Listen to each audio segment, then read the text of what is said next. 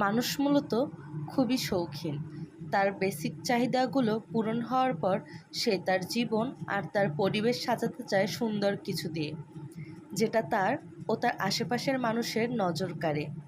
আর এক্ষেত্রে দেখা যায় এক এক মানুষের এক এক রকমের শখ, কিন্তু এই শৌখিনতার পাশাপাশি চলে আসে সেই জিনিসটার প্রতি যত্ন এবং রক্ষণাবেক্ষণ, যার জন্য মানুষকে অনেক সময় দিতে হয় সেটার পিছনে।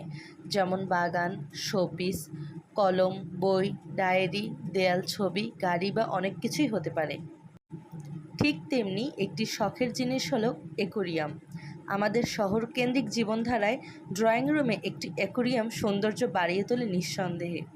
ঘরের কোণের অ্যাকোয়ারিয়ামে জীবন্ত বাহারি রঙের মাছগুলো যখন সাঁতার কাটে তখন দেখতে ভালোই লাগে, কিন্তু একটা সুন্দর চকচকে মাছের জন্য সুস্বাস্থ্যকর অ্যাকোয়ারিয়াম মেনটেন করতে হলে সেটার পিছনে